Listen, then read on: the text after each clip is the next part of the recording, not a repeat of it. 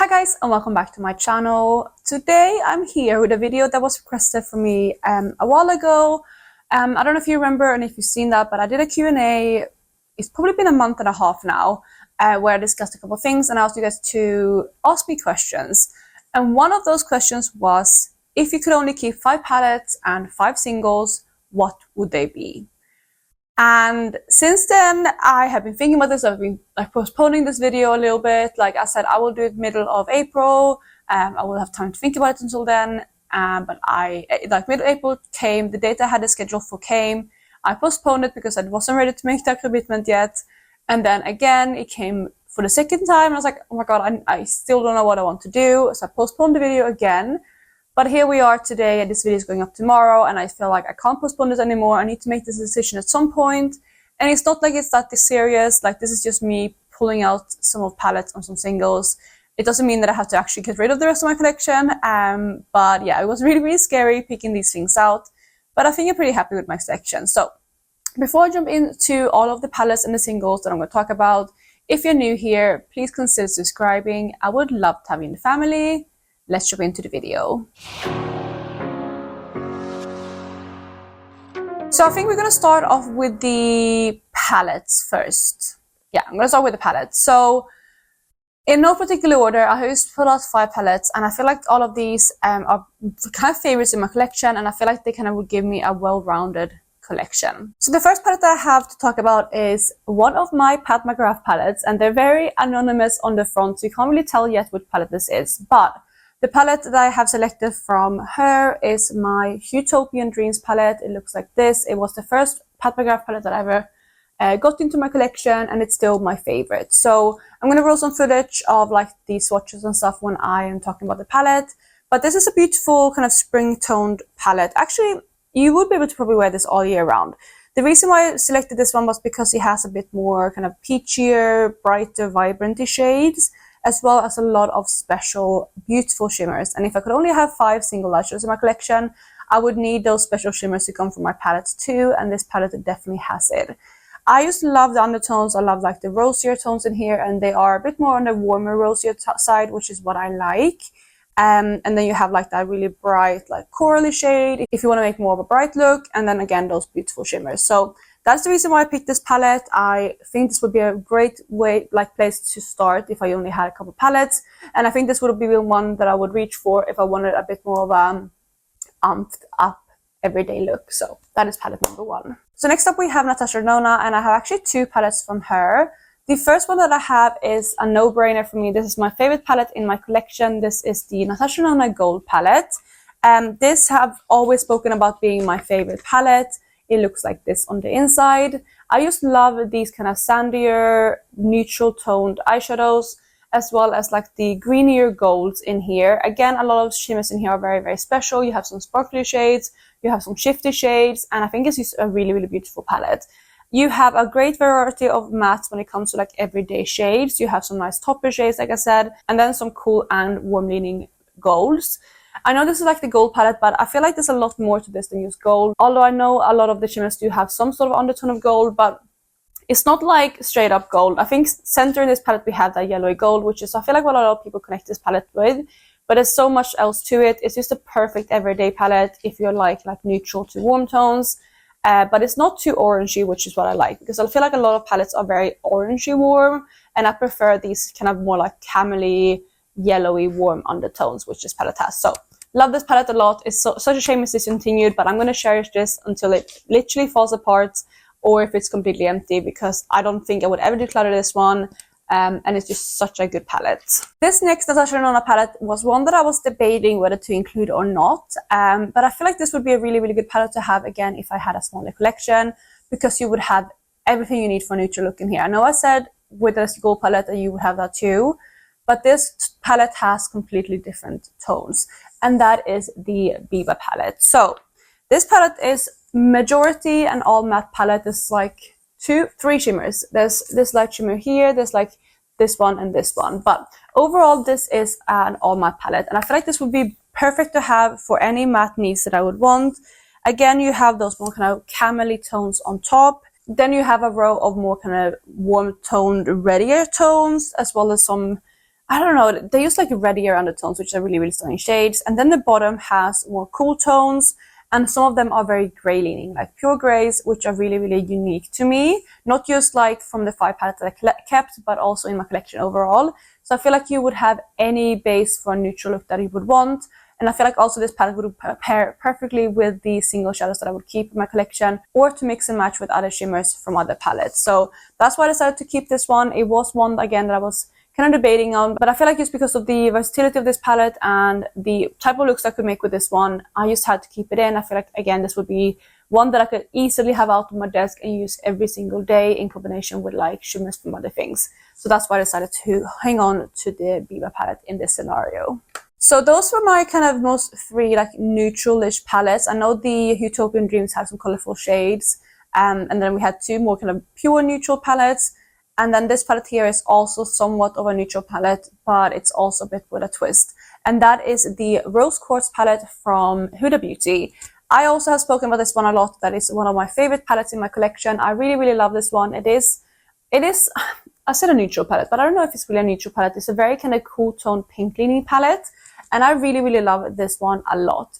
I love the undertones on the cool tones because they have that kind of pinkier tone to them. They're not like really harsh. I feel like, I don't know, it's just like romantic undertones, which is something that I really, really love. You also have some absolutely stunning shimmers in this palette, some of the best like mainstream shimmers, and I said that before. And also that would also help if I had less of my indie shimmers in my collection from my singles. But you have some more kind of gray tones, you have some pinks, you have some more kind of warm tones as well, but not too many. But there's a lot of variety in this palette, which is also one of the reasons why I decided to hold on to it. I also knew that if I only had to keep 5 palettes in my collection, I knew that I wanted a palette with options for kind of pink tones, because I do love a pink toned eye, and this palette would give that to me. This one was also a very, very easy choice for me because it is very unique. It also has a lot of qualities that I would love, and I do create some really beautiful looks with this palette that I really do enjoy. And I also know that the shades in this palette I didn't have in any of the other 4 that I kept. So again, an easy choice here, but that is the 4th palette I would keep. Then the final palette that I have it was hard to pick something for this category. So I knew that what I wanted for the last palette was something colorful, because all of this other palettes has majority kind of more neutral tones. So I wanted something, if I want to go for a really, really bright look, I wanted a palette for that. So I had a couple of contenders, but ultimately the one that I decided to pick, just because I have used this palette a lot, I know the palette, I know the quality, I know the like tones in here, and I feel like I know it very well. Another contender for this spot that I was debating with was the Christmas Eve palette from Oda's Eye, but that's relatively new to me. I bought it last Christmas, and I have used it in my Big Fat Eyeshadow project, and it ranked very, very high. But I felt like I don't have enough history with that palette to decide to keep it, so that's why I decided to go with this one, which is the Club Nebula palette from Kaleidos. So this palette, again, has a lot of colorful shades, and that's kind of what I wanted, but it has a lot of kind of mixed colorful shades. You have some blues, you have some greens, as you can see, but you also have some more coral shades. You do have some more neutral leaning shades, but again, they're more cool tones, which I don't have too much in the other palettes. And the cool tones in here aren't as pink leaning as in the Huda Beauty palette, so I feel like that would also give a bit more variety. And they're not as like gray as in the Biba palette. This one is more kind of taupe. So yeah, I really, really like that about it. I also love the shimmers. Again, there's some more sparkly shimmers in here, which is something that I really treasure. And you can see that as a theme in most of these palettes, that I need palettes with beautiful shimmers, because if I didn't have my indie singles, I would definitely need more beautiful shimmers in my eyeshadow palette collection. And that's why this one also falls into that. So yeah, this is the last palette that I would pick. And again, this would be my kind of colorful options. I don't go for colorful looks as often as I used to, but I feel like this would like be a good palette to have if I do want to go for something more like super bright, like, you know, neon yellow or blue or whatever else I want to do. So that is my final pick for palettes. Before I go into my singles, I do want to have an honorable mention for a palette, because I just have to include this one. I know it's a 6th palette, but it breaks my heart that I couldn't include this one in the list, and that is my Star Wars Mandalorian palette. I know I talk about this one all the time, but it's honestly one of my favorite color stories and favorite kind of palettes. The reason why I didn't include this one is because these neutral tones right here, I do have in other palettes that I have already chosen. And from the rest, yes, you can create different looks, but all of them are kind of this kind of undertone. Most of them become like similar type of looks. And I love that look. I feel like it's very, very flattering on me. But I couldn't justify a whole spot. Like, I couldn't justify 20% of what I kept to be that. But if I could keep a 6 palette, this would definitely be it. So the last part that I have to go through is my singles. And I think this one is going to be quicker to get through because I have them all in one palette right here. But this right here are all the singles that I would keep if I could only keep 5. This was quite difficult, but I decided not to overthink it. What I did was I picked out my 2 kind of perfect everyday palettes that I created a couple of months ago. I also reorganized them recently on my channel. And I just gone through those and I picked out the 5 that I feel like I could not live without from that. There's so much more like beautiful singles that I could go through if I went through all of my storage palettes, but I just had to not do that because if I did, I would have started overthinking it. I would have started like worrying about what to keep and things like that. So that's how I did it. But I'm going to go through these. So let's start with the Cleona shades. And first up in the palette, we have this purpley shade, which is called Royalty. And this is one of their vibrant multichromes, I believe. You can see it right there. But I will also insert swatches again when I'm talking about this eyeshadow. It is such a stunning one. It is like my perfect purple because it's quite warm toned. But it also does have like a blue shift. But yeah, I just really, really love this shade a lot. I wore this one on my birthday a couple of years ago. And I love reaching for this one as like a one and done eyeshadow look. So I knew that I needed to keep this one because it's just such a stunning shade and it's like the purple of my dreams. And even though I don't go for purples very often, this is definitely the one I reach for if I want to. Like, if I think of like my perfect purple, this one is it. So I had to hold on to this one. Then a second from Cleona, we have another one of their vibrant multichromes. This is the shade Bloodline. And this one has quite a dip in it already. I have used this one a lot and I really, really love this eyeshadow. It's very unique. It has this warm base, like a warm plummy red base, and then it has like a gold shift that goes into green, to blue, to purple, and it's very, very shifty, very beautiful. Again, I will have the swatches rolling if you haven't seen them yet, but this one is like the perfect elevated neutral. I know it's in the vibrant range, and I think it's because the shifts are very vibrant, but overall, even though it is very shifty, very vibrant in like the tones that show through, it's still a very, very wearable shade and it's kind of like what I love.